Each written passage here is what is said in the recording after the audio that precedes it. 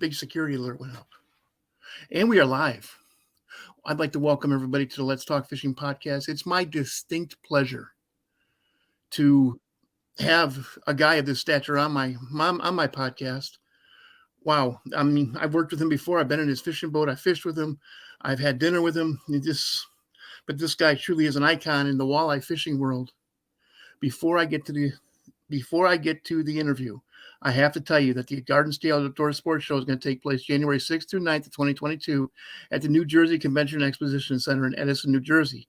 The Northern Illinois Sports and Outdoor Show is going to take place January 13th through the 16th of 2022. It's going to be 4 days of sports shows, guys. It's going to be a lot of fun. Come on out. It's going to be at the Lake County Fairgrounds in Grays Lake, Illinois. Speaking of Northern Illinois Sports Show, Ted Takasaki himself is going to be there. I'm very excited about that. How are you doing tonight, Ted? Doing great there, Jay. It's just living the dream every single day.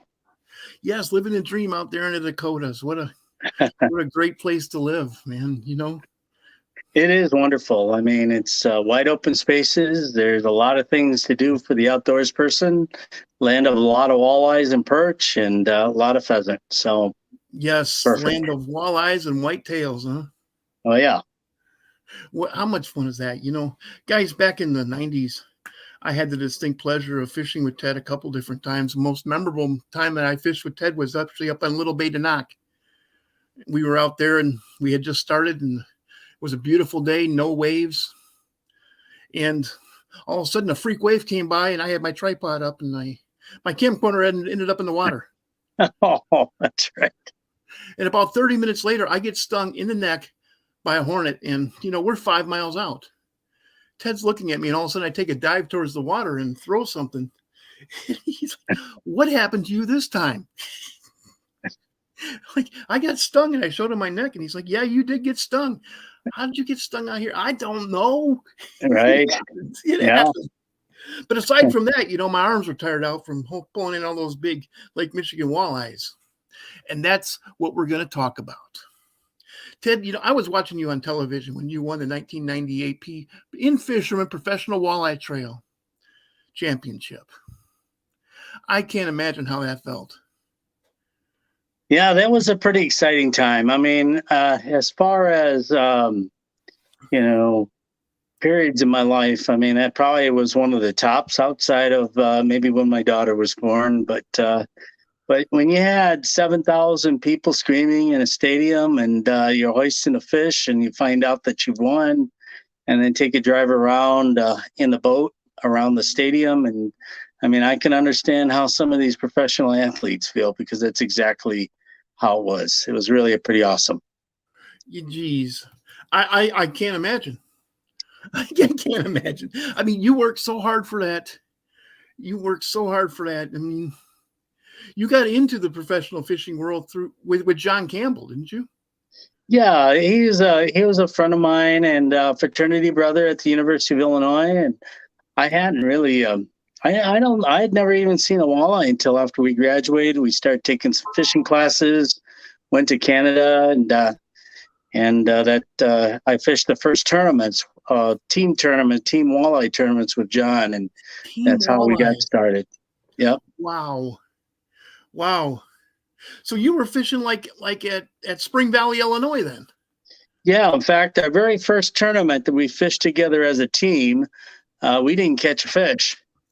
Yes. But out of 120, there was 130 or 120 anglers or boats in this tournament, and we were tied for 11th because there was only 10 teams that caught fish. Oh, you're tied for 11th. Okay, I didn't catch that there real quick. Yeah. I mean, 11th place meant that there was like 110 or 109 zeros. Boy, isn't that Spring Valley though? If it's up and if it's chocolate milk, you're not gonna catch fish. Oh, it's very, very difficult, of course. But that was our first tournament. So, well, the first couple of tournaments I fished there, I didn't bring in anything. So it's Spring Valley. Well, I used to live right there in Peru, Illinois. I lived there for 7 years, so I fished this. I fished the Elnay River a lot. I mean, 5 minutes I could be at Bartow's Landing. So, You bet. well, what a fun place to. Wow, I loved living there. Just like you love living in one of the coolest places I've ever been to. Big lakes out there, huh, Ted?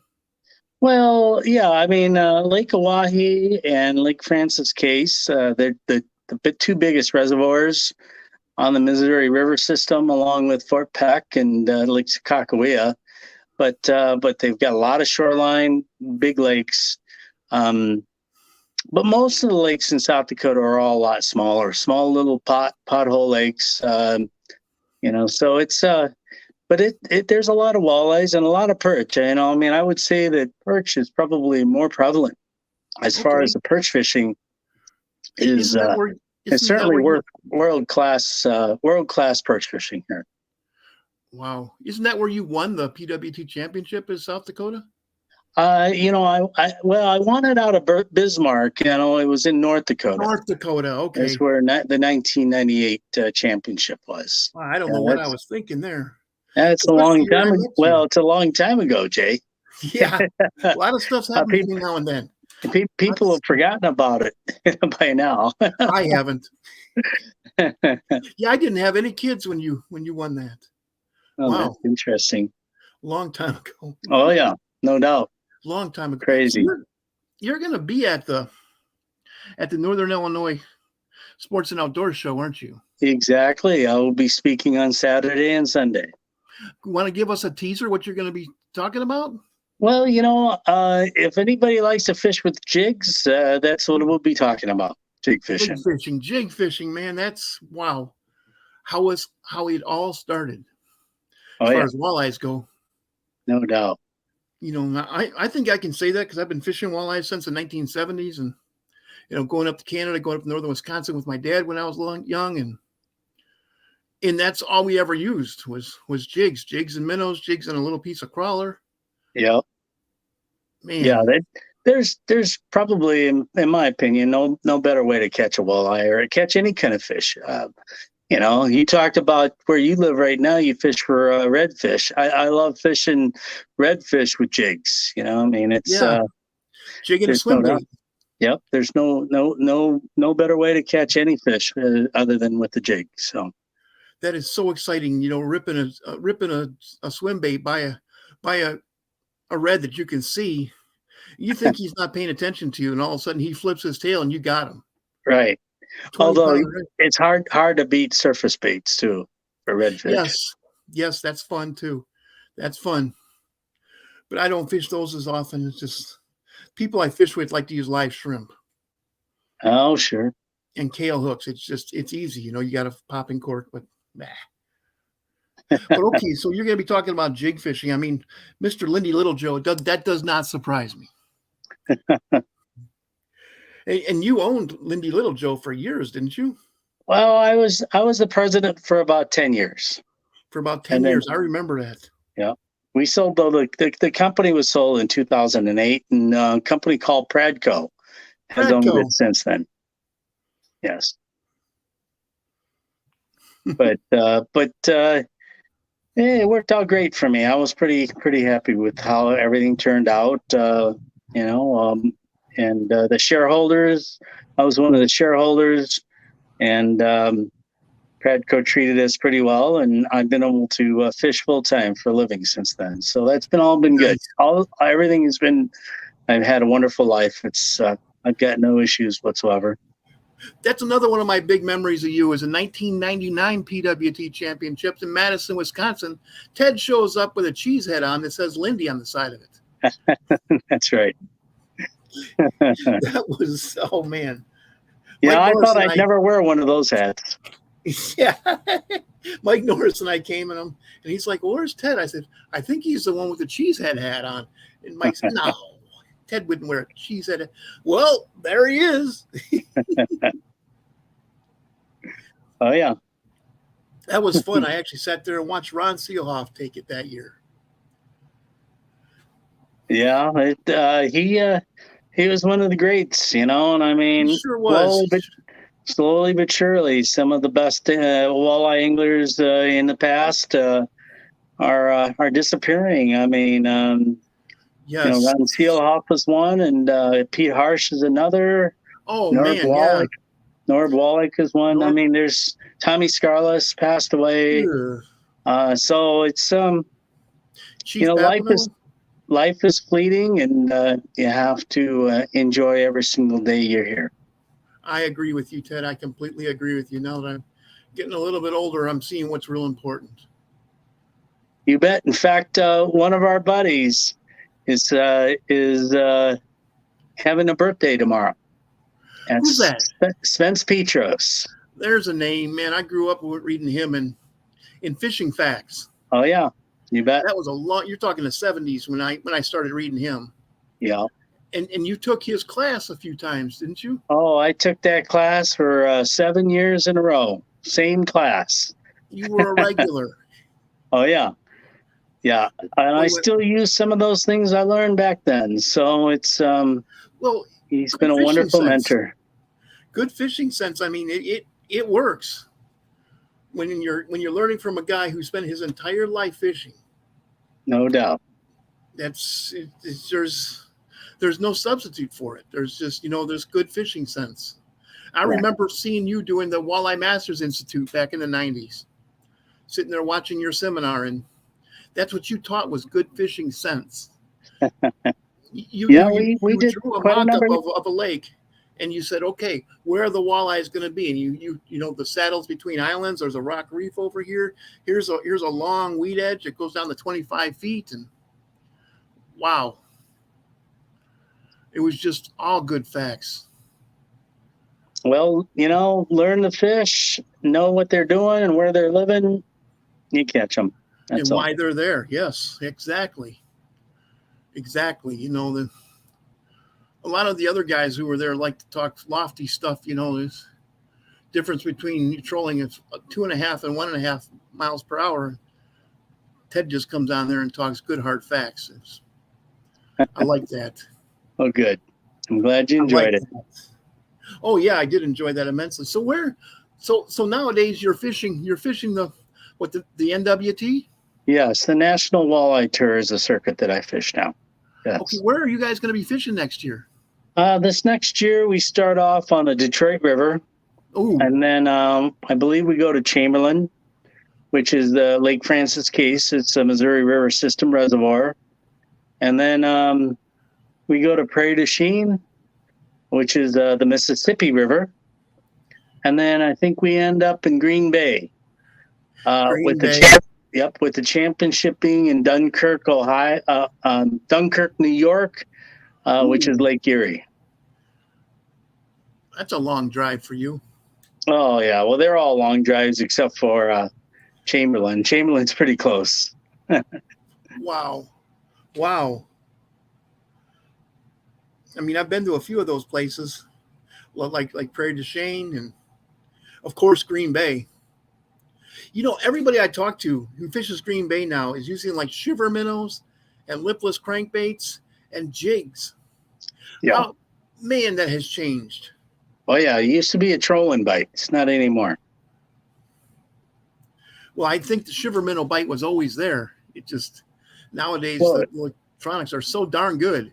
oh yeah, I mean, Mega Live from Humminbird is out now, and I'm pretty excited about trying that out and getting out on the water and seeing where the fish are and where they're moving and how they're reacting to lures. I mean, back in the day, when the underwater cameras first started coming out, I thought, man, that's going to revolutionize the way we fish, and it kind of did. But there was some limitations as far as water clarity Yes. and being able to Yes. move around. But now with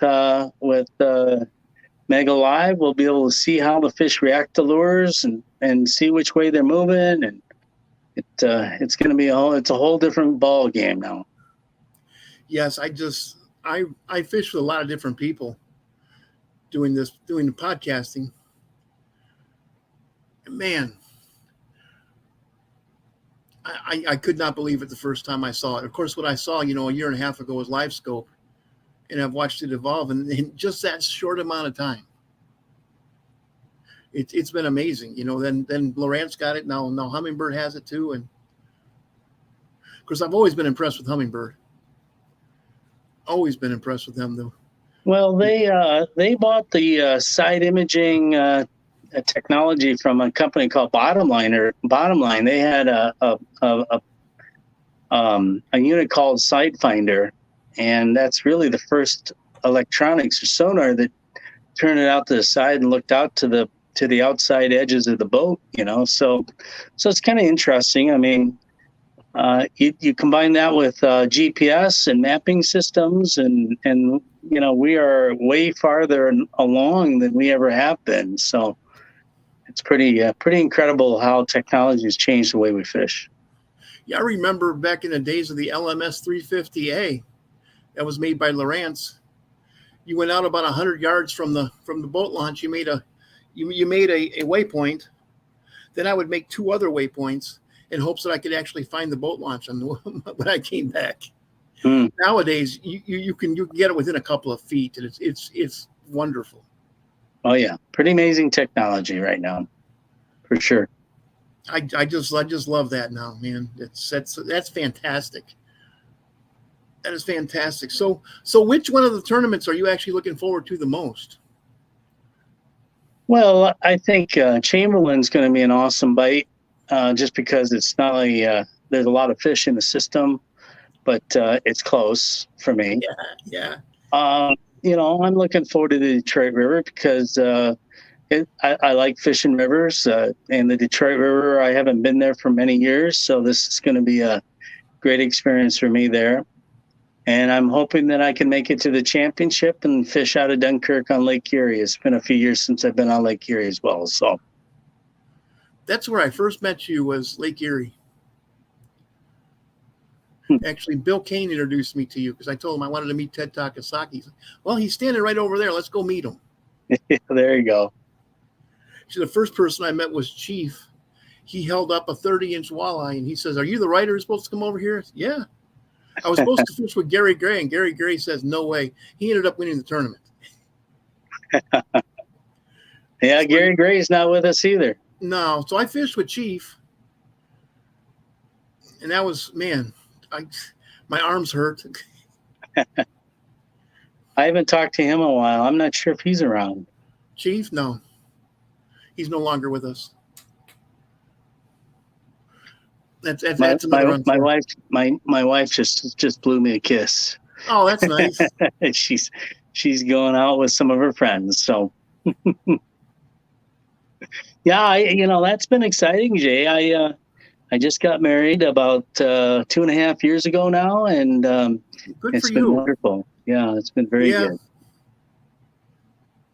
There you go. There's mine. Yeah. Second time's a charm, man. You bet. Second time's a charm.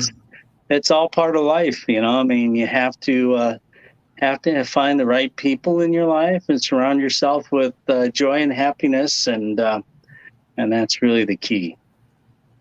Yeah, I agree with you. It doesn't matter how many awards or how many trophies you won. If you don't have if you're not surrounded by the right people, then it doesn't make any difference whatsoever. I realized that very quickly after I got divorced the first time. There's nobody to share it with now. There's nobody to share it with, and it just didn't mean much. But okay, so you're going to be at the Detroit River, which you can definitely jig at. Most people jig at the Detroit River. Yeah, the Detroit River. Can you hear me okay? Because you've got a little bit of. I can hear you fine. Okay. Yeah, the Detroit River is a spectacular river, and jigging certainly is a part of it. But I think the glide style baits, the lipless crankbaits, those are all going to play a part in this tournament. Also, if the water clarity is really dirty, then jigging is pretty tough.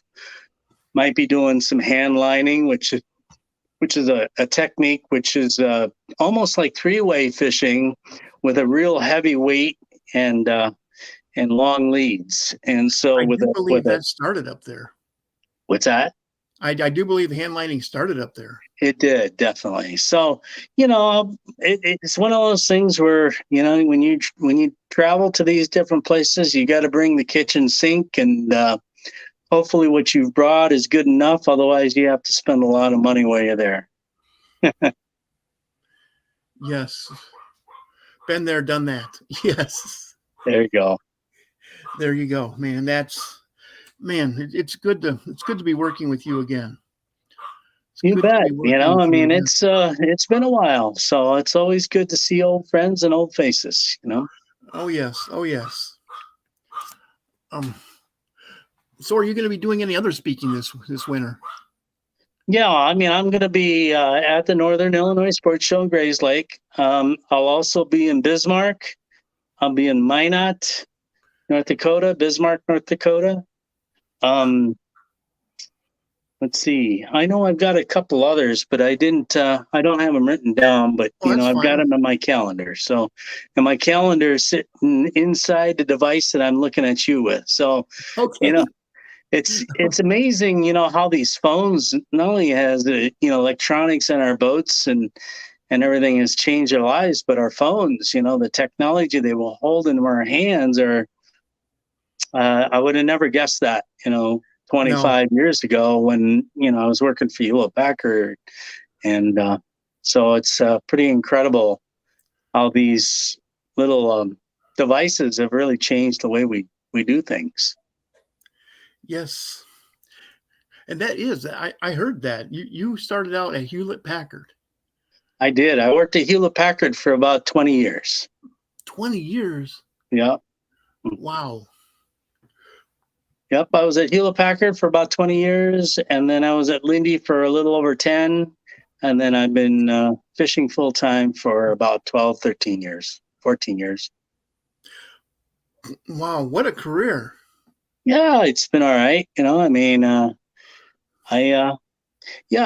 now I get to do what I love to do for a living, and that's basically what I think all of us are trying to do, is trying to do, make a difference in the world and educate a few people, meet a few people, and have a positive impact on people. So I've been pretty fortunate. I've lived a great life. You sure have. You talk about that Christmas movie, It's a Wonderful Life, and I truly feel that blessed that way as well. Yes, I would agree with you. So why don't you tell me about your boat? Well, I've been with Lund now for over 13 years, and they've been not only in the fiberglass boat business, because that's what initially got me over to Lund, but then I've been running the Lund's 2175, which is a 21-foot 9-inch aluminum boat, and I love it. That thing is a powerhouse. It leaps right out of the water and gets on plane quick. It's got tons and tons of storage and is very easy to maneuver on the water. It's got great boat control. And, I really enjoyed that boat for the last few years also. So it's, these boats, have really come a long ways too. They have put new things in them to make life easier for the angler, along with the trolling motors and the electronics. I've got this Minn Kota now that's got side imaging built right into the transducer. Wow. And so you can, the fish really don't stand a chance anymore. Not with you around. Yeah, right. Not with you around. So that's what I've heard about those new Lunds. That one, I had a lady walleye fisherman on here actually this week, and she was telling me that she thinks she can crawl into the front storage hold of her Lund. Oh yeah, it's massive storage. They've taken advantage. The London engineers have taken advantage of every single nook and cranny in that boat. In addition to the flotation foam that they fill the excess nooks and cavities in that boat, so that even if the whole boat fills up with water, it still floats.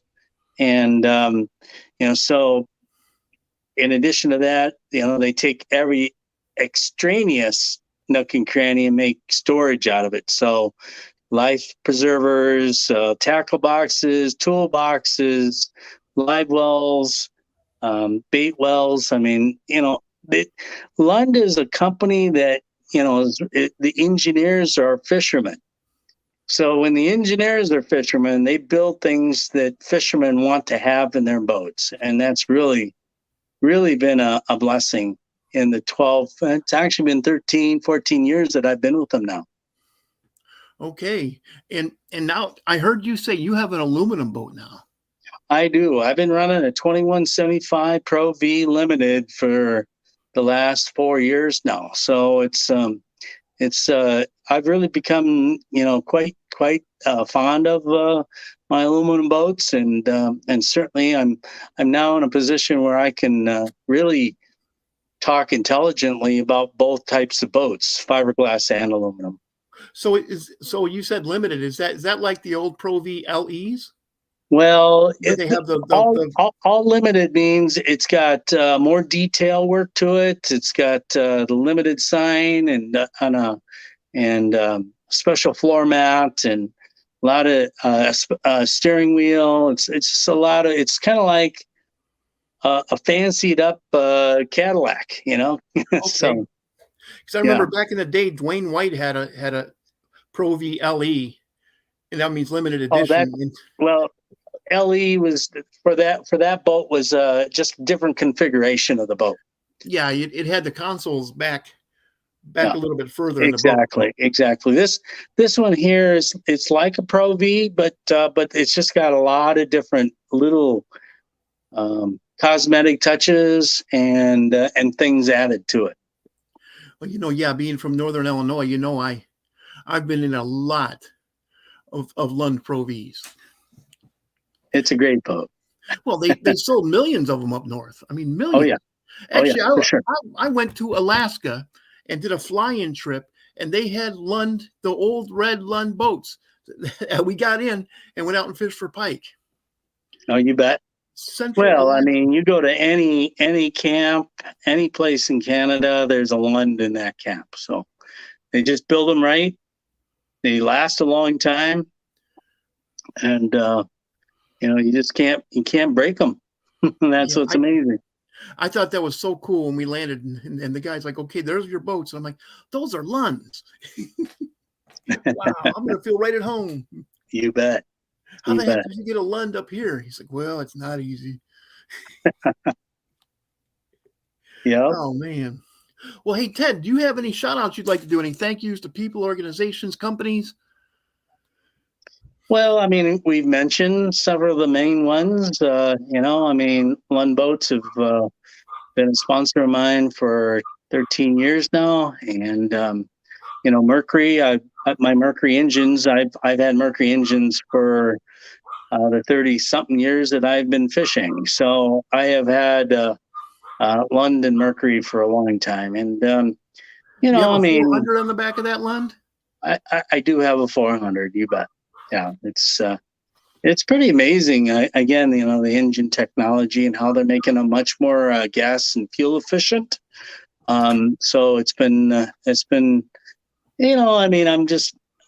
I'm very blessed. I'm blessed to be in a situation where I get to fish for a living and do things that I love to do when I want to do them, and that's basically where I think that's the American dream, right? Yes, it is. It absolutely is. You bet. And that's why I like being I get to chat with great people like you and all of your listeners. So thank you. You bet. You have any other shout outs you'd like to do? I tell you what, just glad to be alive and glad to be walking and glad to be able to go fishing. You bet. Thank you. Well, Ted, I know that you're a very busy person. I'd like to thank you for your time to come and talk to our listeners here in the Let's Talk Fishing video podcast. You bet. Good to talk to you, Jay. And then in closing, I'd like to tell everybody that the Garden State Outdoor Sports Show is going to take place January 6th through 9th of 2022 at the New Jersey Convention and Exposition Center in Edison, New Jersey. And the Northern Illinois Sports and Outdoor Show is going to take place January 13th through 16th of 2022 at the Lake County Fairgrounds in Grays Lake, Illinois. Come on out. Ted's going to be there. That's right. And check out my website. I got a brand new website, tedtakasaki.com. And I'll have my schedule. Posted on that. So everybody will know where I'm going to be this winter. Okay. Well, Ted, stick around, and I'm going to say thank you for everybody for listening to my podcast. Good evening. Have a good evening.